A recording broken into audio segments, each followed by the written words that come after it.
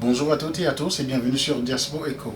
Au lendemain du match de gala marquant le lancement du 65e anniversaire d'indépendance de la République du Bénin, le Quad City Beninese Club et ses membres se sont retrouvés pour les festivités officielles. Diaspora Echo y était également. Voici le récit.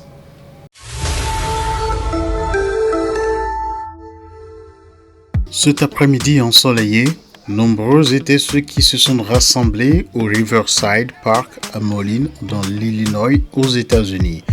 Majoritairement vêtus de t-shirts blancs à l'effigie de l'événement, les membres du club étaient impatients de vivre cette célébration loin de leur pays natal. L'événement a donné lieu à de nombreux échanges, à commencer par la différence entre la célébration aux États-Unis et celle au Bénin, évoquée par plusieurs participants. Au Bénin, nous avons l'habitude de pouvoir participer au défilé, à la fête, à tout. Au Bénin, contrairement à ici aux États-Unis, nous formons une petite communauté de Béninois. C'est vrai, nous avons la fierté de pouvoir nous revoir. Ici, comme vous le constatez déjà ici, on est nombreux, on célèbre l'indépendance ici aux États-Unis, mais ce n'est pas comme le pays. Mais de toutes les façons, nous vivons une fierté quand même de pouvoir vivre le Bénin même sur une terre étrangère. Et ça fait beaucoup plaisir. Parmi les invités, la fondatrice du groupe de la diaspora togolaise était présente. Nous sommes là pour vous dire que nous sommes de cœur avec vous, car célébrer l'indépendance de son pays, c'est être fier de son origine. Donc nous sommes là pour fêter avec vous, pour célébrer avec vous et pour dire que nous sommes aussi fiers de notre origine, nous sommes fiers d'être africains.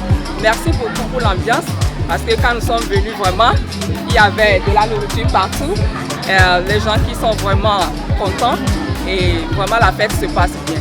La richesse culturelle du Bénin s'est aussi fait ressentir à travers les traditions, les costumes et les danses, comme l'a rappelé un intervenant qui s'y connaît bien. La culture béninoise est très riche et variée.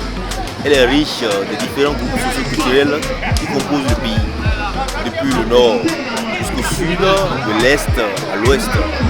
Elle est faite de variétés gastronomiques, elle est faite de diverses danses, musiques, elle est faite de différents peuples aussi.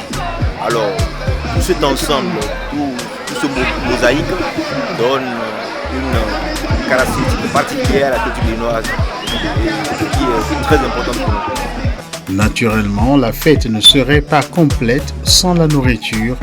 Les convives ont pu apprécier un buffet préparé par le chef du jour, garant de la qualité et de l'authenticité des plats servis.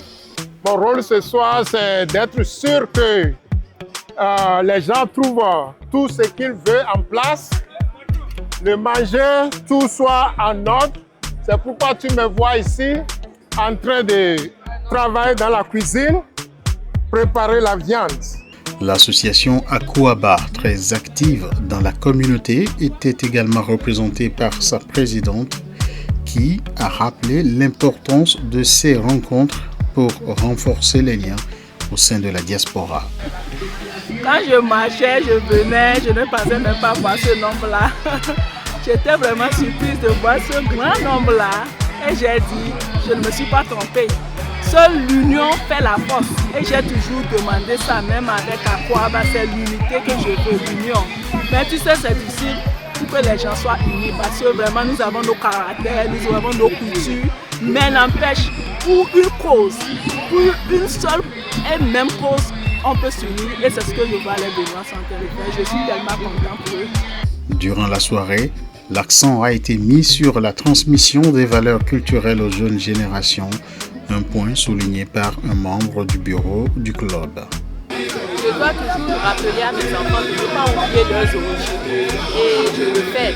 Ce n'est pas facile quand on est aux États-Unis et éduquer des enfants avec ce système. Mais avec la force, nous encourageons nos enfants de ne pas oublier leur culture, de ne pas oublier leurs origines. Parce que leurs origines, c'est l'Afrique. Et tout ce que nous faisons ici, nous prenons à nos enfants de respecter la culture. Partout où nous serons, d'être toujours fiers de venir d'un pays comme on appelle le pays. L'ambiance était festive avec des participants manifestant leur joie et leur satisfaction. La fête a bien passé. La présidente a bien passé. Le maire a bien passé. Vraiment, je n'aime ça. Le bureau du club, moteur de cet événement, a été mis en lumière pour son engagement et son travail. Ida Famotini, épouse Lumedjinon. Et je suis l'actuelle présidente de l'association Kwasilis Beninis Club, PCBC. Arsène Espoir Igwe, je suis le trésorier de PCBC. Sata Akande, je suis le secrétaire de PCBC. Madame Anita Djangbeta, je suis la chargée de la communication des affaires sociales et féminines de PCBC. Oluwaseyi Nikan Betoku, chargé à l'organisation et à la logistique du QCBC. Pour conclure, la présidente est revenue sur l'organisation et les défis rencontrés tout en soulignant la collaboration entre les différentes communautés africaines présentes. J'ai travaillé avec le comité d'organisation. Il y a eu des difficultés en ressources humaines pour nous aider dans l'organisation et tout. Mais nous rendons grâce que, en tout cas, ça ne se voit pas de l'extérieur. C'est de l'intérieur que nous sentons les ratés et autres. J'aimerais que nous, Béninois, on reste ensemble. Si tu sais que c'est tel Béninois, rapproche-toi de lui et vivons dans la quiétude, dans l'entraide, dans l'entente, dans l'unité. Nous avons la présence de la communauté togolaise parmi nous ce soir et la communauté libérienne qui était là. Et nous n'avons pas eu le temps de contacter beaucoup d'autres communautés. On a invité les gens de Chicago, mais compte tenu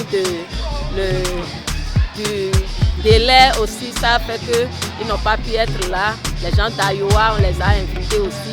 Il y en a qui sont là, par exemple le DJ, il est de Iowa. Donc nous sommes toujours en train de travailler avec les autres communautés parce que nous sommes tous africains, nous sommes appelés à vivre en communauté et ensemble.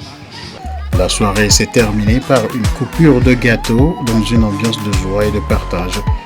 Le prochain rendez-vous est déjà fixé pour 2026.